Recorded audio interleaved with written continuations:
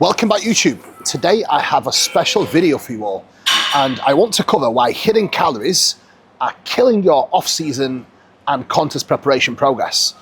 I see this very often with especially our lifestyle clients who are on paper sticking to the plan and they are doing everything they're supposed to be doing, but they are struggling to see fat loss progression within the program. And the reality is hidden calories may be the culprit that is actually killing your progress. Before we get stuck into the video, make sure you subscribe to the video, support the channel, like, share, and subscribe, and ring the bell. Now, without further ado, guys, here is a full breakdown on why hidden calories may be killing your progress. Ultimately, when it comes to tracking macros and tracking calories, I think a lot of people do not understand that the only thing that is truly calorie-free is water. So when we look at someone's nutrition across the day, they will only track the meat sources, the carbohydrate sources. Very often I see athletes stop tracking the vegetables.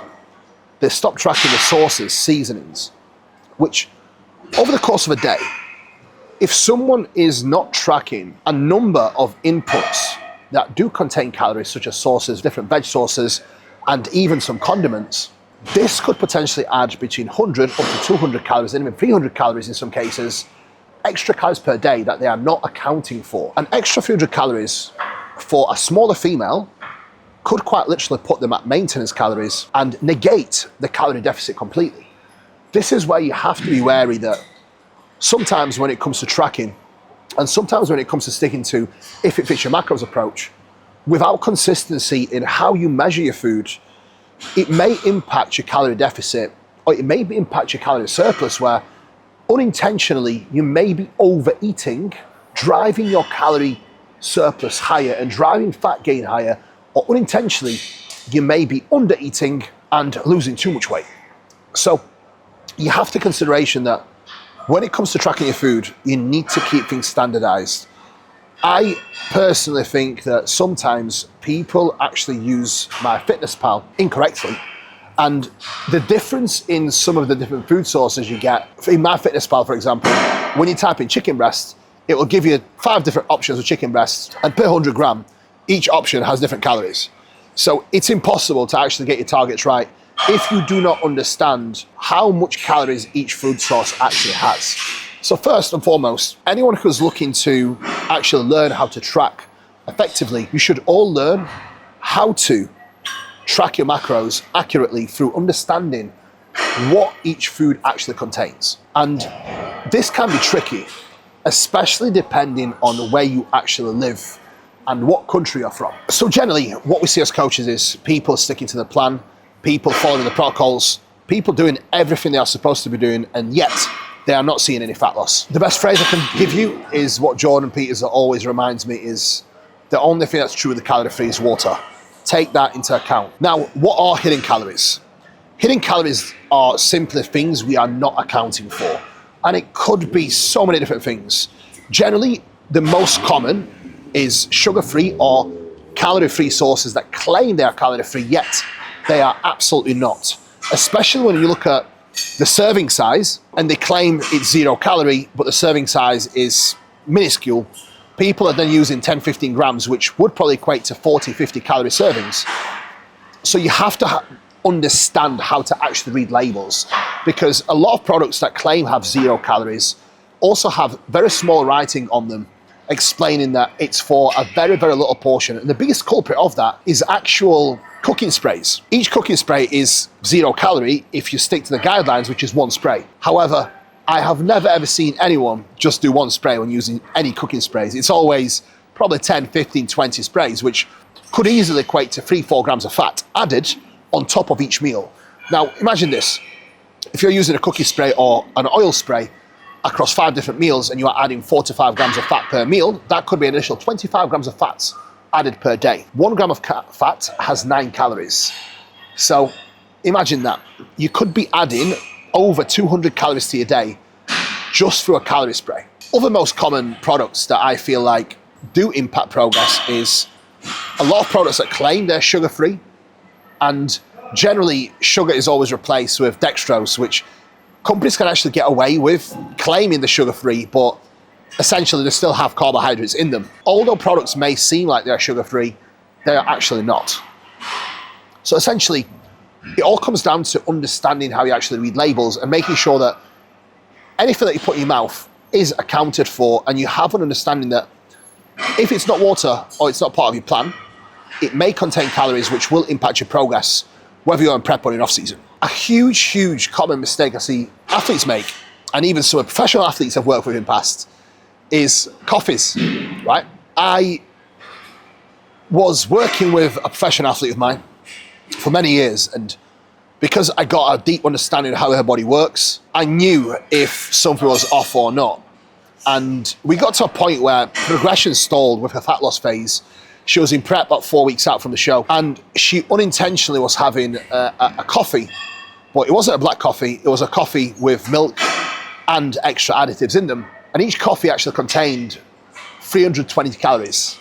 And she was adding this on top of her food every single day. So such a vast amount of calories could potentially throw you out of deficit, and it did exactly that. So you need to be mindful that hot drinks, especially from Starbucks, potentially may have a lot more calories than you realize, especially if you're opting for something like a latte, and it's a medium latte with extras. You may be ingesting 300, 400 plus calories per day. So you need to really pay attention to what actually goes in your mouth, especially if you are the sort of person that likes to track instead of sticking to a set meal plan. When it comes to tracking, I think you need to be consistent with tracking all variables. You need to be consistent with tracking your water, your sodium intake, and generally tracking even your veg intake, because ultimately veg is not calorie free. If you are eating 100 grams of veg with each meal, or even more, it still is added calories.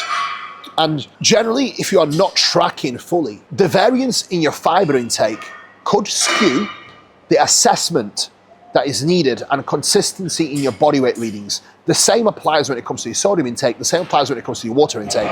And that's not necessarily going to impact your fat loss, so to speak, but it will impact your potential decision making, which can impact your fat loss moving forward, whether you start pushing too hard or you are not pushing enough because your body weight keeps fluctuating up and down based off not being consistent with tracking small variables. Now, how easy is it to add extra calories? A couple of teaspoons of peanut butter is quite literally 200 calories. A Starbucks drink with extras could be 300 calories. Cooking with oil spray, that could be an extra 100 to 150 calories. Snacking whilst cooking, I have caught so many clients do this on the YouTubes. That could amount to an extra 50 up to 300 calories per day. Although at the time you may not think it's something that's dramatic, there's a compound effect of these small little things. And if you combine them all together, and it could be having a small addition from each of the things I've just mentioned, this could easily add in an extra 400 calories per day.